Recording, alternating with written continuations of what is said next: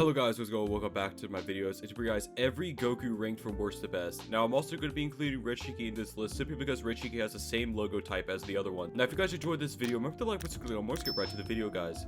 Now coming in last place is going to be Rengoku. Now I feel like Rengoku is going to be coming in last place, not because it is necessarily a bad bloodline, but just because it is the worst Goku out of all of them. Now Red Goku, I feel like it definitely needs some changes if it's going to be, somewhat meta at this point, because two of the abilities put each other on the global cooldown with each other, which obviously is very good. I don't think I really need to explain that. The first ability is nice and all, it's an iframe. It does a bit of damage. It sometimes block breaks, sometimes it doesn't. You get a really versatile C-spec. Overall, Red Goku is just kind of like a really good base thing to get, but it's not anything that will blow your mind, not like the other Gokus in the game will. So, I mean, from my experience, Red Goku is definitely going to be the worst Goku in the game, but some people's experiences may be different. Alright, so coming in 9th is going to be Diva Red Goku. Now, Diva Red Goku is going to be coming in 9th because it's been hit with a very, very fat nerf, which was the AoE nerf. I'm sure you guys know what happened to Diva. I'm pretty sure everyone knows what happened to Diva. It kind of got hit with a really, really, really big AoE nerf. Now, the second ability of Diva is also in the stun global cooldown for some reason. It really shouldn't be, but it does do a lot of damage if you can actually land the ability. But as I said before, the AoEs of every single ability was nerfed. Now, hitting these abilities is very, very, very difficult to do. The first ability is like a 3-hand sign. You get iframes during it. It pulls people, but as I said before, the AoE of Diva has just been so butchered to the point where it's just mainly meant for iframes now. And iframes by itself, it can be good, but when it comes to Diva, there's just better iframes in the game. There's not really any reason to ever use Diva. Now, the C-spec is okay, it's good for comboing, and then the weapon spec is basically just a Red Goku pull, not on the stun global cooldown. So, I mean, overall, Diva, it's a good Goku, but it's just not nearly as good as the other ones in the game. Now, coming in 8th is going to be Sengoku. Now, Sengoku has actually been buffed a few times now. It also gives a lot of stats in the mode, which is always a good thing. Now, I do not ever recommend using the mode for pretty much anything besides just the stats, because the abilities of the mode are terrible, and pretty much everything about the mode is just pretty bad. If you're going to be using Sengoku, there's one of two reasons. One, you're using it for the stun ability, which is one of the best combo stuns in the game, without a doubt, because it's a place lock pull, and it does a lot of damage.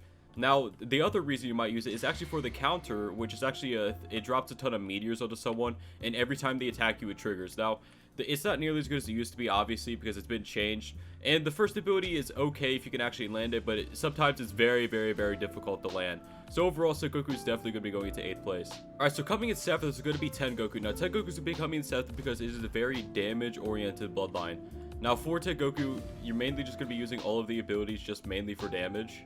Now, the best ability of Tengoku is actually going to be the third one, because the beam actually, it's a very good combo ability, but if you ever use this while someone is actually ragdolled, it will fling them across the map, so never use this with the ragdoll stun. But other than that, it's a very, very good combo move, because there's a little bit of time at the end that you can actually use an ability to combo it with something else. Now, the other abilities were actually buffed. The second ability was removed on the stun global cooldown, thankfully, and the first ability is actually okay if you can land it, because it does do a lot of damage. As you guys can see, it won't really do all that damage all the time, because it's very easy to avoid sometimes, but if you can actually land that ability, it is quite good. So overall, Tengoku, I feel like it's a very mid bloodline besides the third ability, which kind of carries it. Now, next is going to be Satori Rengoku. Now, Satori Rengoku is going to be the rarest Goku in the game, and it's going to be coming in 6th place. Now, the reason for this is because Satori Rengoku is a very mid bloodline. They actually did nerf the auto dodge. It did need a nerf, but I feel like they made it so you can't use it during abilities or anything like that. And I feel like that definitely made it a lot worse than it used to be, because the main reason you would use it is pop it mid combo, and it'll let you combo as they're doing something on you. So the other abilities of it, they're very okay at best. The first ability is very good for M1 combos, but that's about it when it comes to Satori Ren. And the third ability is very good if you actually are good at comboing, because you can use abilities at the end of it sometimes, but if you actually, it actually has a tendency to actually void you and glitch you. So if you don't want to take the risk, just don't use this ability whatsoever. And the mode is okay at best. I actually don't own the mode, but I've seen it used a lot, and I have never had any issues fighting it. Now, up next is going to be Ryan Rengoku. Now, I'm going to be using Ryan Reserve just because I like the skin a lot more than Ryan Ren. But when it comes to Ryan Ren, it's mainly carried by the second mode. Now, I do not actually have the second mode because I haven't leveled this up to, the absurd 1,500 levels that you actually need. But the second mode does quite carry the bloodline right now, but it does have a timer on it, so just be aware of that. Other than the mode, mainly the other good ability is going to be the second one. The second one is really good. I actually love using the second ability, and it actually is my favorite ability of Ryan Run. It's the ability that I used a lot because it is an iframe, you know, counter. It's just like a mixture of everything. You get the stun, you get the iframe, you get like, it's just such a good ability. It's very hard to explain. I'm sure if you ever used it, you know what I'm talking about.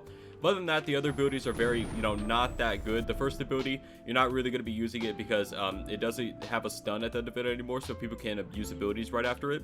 And the third ability, you're not ever going to use this ability. It's pretty much just a big damage burst because the stun is completely non-existent on it. The Z-Spec also got nerfed, so the AoE is very tiny compared to what it used to be. Now up next is going to be Doku Tengoku. Doku Tengoku is the newest Goku in the game, and I'm going to be using the skin version because I don't have the normal one leveled up. So the skin version is going to be Doku Scorpion. First ability is pretty decent overall. It definitely needs a damage buff, but it is a block breaker, so if you want to use this ability in your kit, it is very possible. But the main reason why you're going to be using Doku Tengoku is going to be the third ability. I don't have anyone here to show you it, but it's basically just an ability that triggers a 64 palms on someone, and it lets you combo after it. Now the second ability also bypasses block. It's an instant ability. You can use it during combos, which I feel like that needs change. It needs taken off the auto cooldown, and you shouldn't be able to use it during combos. I just think that's really weird. But Doku Tengoku is very okay as a bloodline. I feel like if you were to rate this from 1 to 10, it would definitely be a 6.5 or a 6. It's very mid, it's very average. Besides the C-Spec and the weapon spec, the C-Spec is on a 15-second cooldown. I don't know why. As you guys can see, by the end of it, you have 15 seconds left. So it is a 15-second cooldown. It definitely should start triggering after it's done. Also, the weapon spec is absolutely amazing. I love the weapon spec of Doku Tengoku. I'm sure a lot of you guys love it as well. It is very nice, very fun to use. And the M1s are just, you know, normal buffed M1s that knock people back.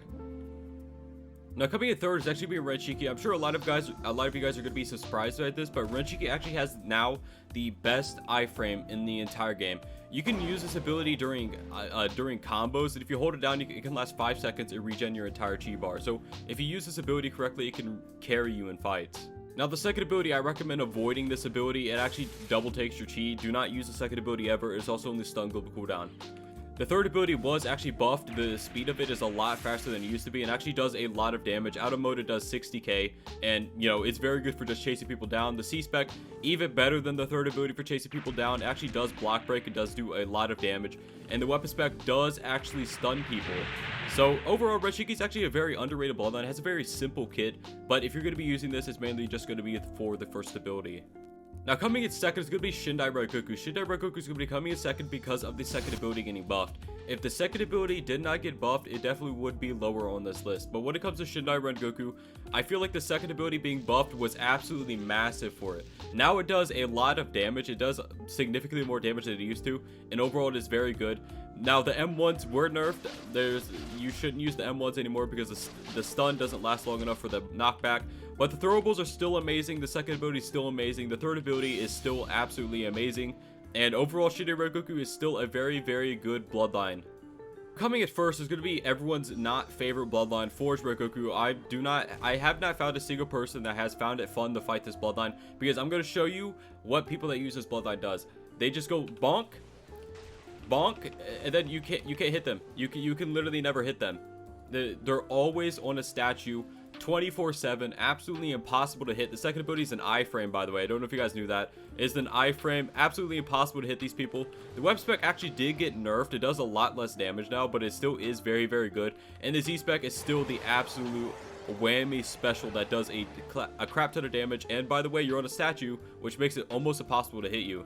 Now the thing about Forge that actually got nerfed, the cooldowns actually got massively increased, but they're not crazy or anything like that. I know it was 40 seconds for a little while. That was absolutely crazy, but the cooldowns are actually now just very mid. They're very usable overall, and Forge Rengoku is still the best Goku in the game. Now if you guys enjoyed this video, remember to like, click on more, guys. Bye bye.